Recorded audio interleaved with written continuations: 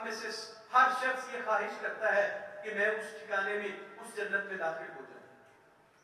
یہی سوال نبی علیہ السلام کے ایک صحابی سیدنا سفیان بن عبداللہ الثقفی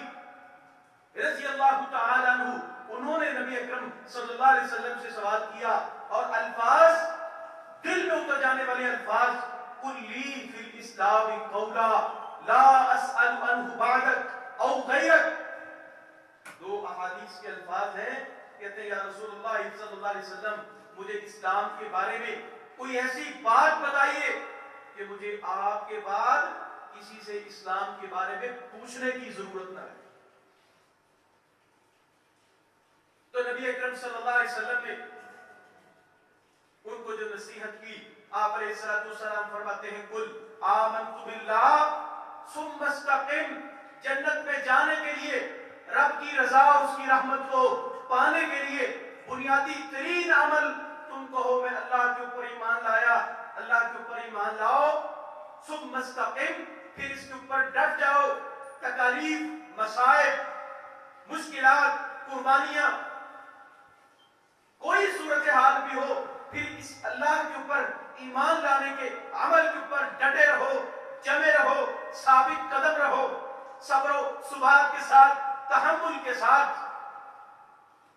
عزیمت کے ساتھ، مستقل مزاجی کے ساتھ، پھر اسی عمل کے اوپر اللہ کے ایمان کے اوپر رہو۔ سیدنا ابو سعید الخدری رضی اللہ تعالی عنہ بیان کرتے ہیں نبی صلی اللہ علیہ وسلم نے جنت میں جانے کے لیے اللہ کی اتنی بڑی نعمت، نعمتوں والی جنت، پھر اس کے اندر داخلہ،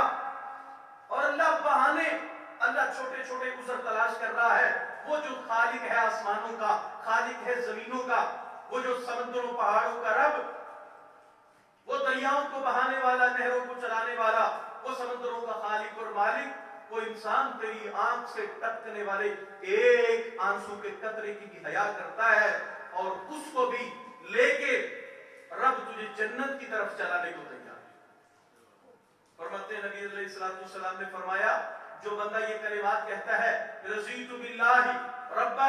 وبالاسلام دینا وبمحمد صلی اللہ علیہ وسلم نبیا او رسولا، جو شخص یہ تین باتوں کا صبح شام تین مرتبہ اقرار کرتا ہے، میں اللہ کے رب ہونے کے اوپر راضی ہوں، اور اسلام کو میں نے اپنا دین بطور دین اور قانون پسند کر لیا ہے، اور یہ تیسری بات، تیسری گواہی اور تیسری رضا کا اعلان کرتا ہے وبالاسلام دینا وبمحمد صلی اللہ علیہ وسلم نبیا، اور میں نے محمد کریم صلی اللہ علیہ وسلم کو اپنے لیے نبی پسند کر لیا، نبی مان لیا، ان کی ہر بات پہ عمل کروں گا۔ یہ تین گواہیاں جو صبح شام دیتا ہے، اللہ کریم اس کو جنت میں داخل کرے۔ آسان ہے جنت میں جانا، مشکل نہیں ہے۔ کبائر کو چھوڑیے، صالح اعمال کو اپنائیے۔ اس کی مثال میں نے گزشتہ سال جب کبائر کے اوپر پوری سیریز کو ہم نے رکھا،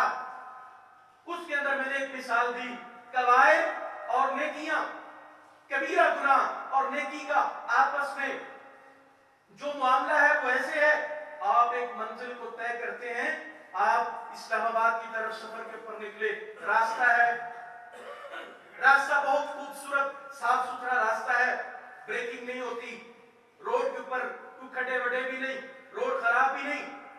بہت صاف ستھرا راستہ ہے، منزل بھی خوبصورت ہے، انٹرٹینمنٹ کے لیے، انجوائمنٹ کے لیے آپ وہاں اس شہر میں پہنچنا چاہتے ہیں۔ یہی مثال اس جنت کی ہے جو مولا نے آپ کے لیے تیار کی ہے۔ اس کا راستہ بہت صاف ہے، بہت آسان ہے، اس کے اوپر تھوڑی تھوڑی مشکلات ہیں۔ آپ سفر میں پہنچتے ہیں، بارش شروع ہوئی، سائن بورڈ روڈ کے اوپر لگے ہوئے، سائن بورڈز روڈ کے اوپر لگے ہوئے، کتبے تختیاں آپ کو بتا رہے ہیں بریکنگ آہستہ کیجئے، اترائی ہے دھیان سے اتریے، خطرناک موڑ ہے یہاں سے ایسے چلیے۔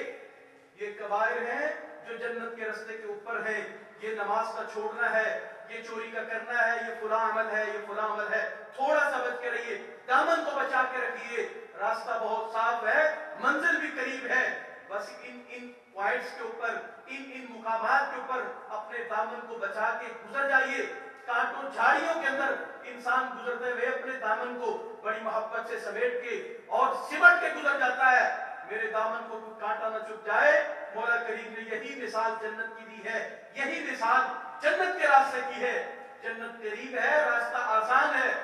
कबायर है, इन कबायर से बच के गुजर जाइए, अल्लाह की जन्नत आप में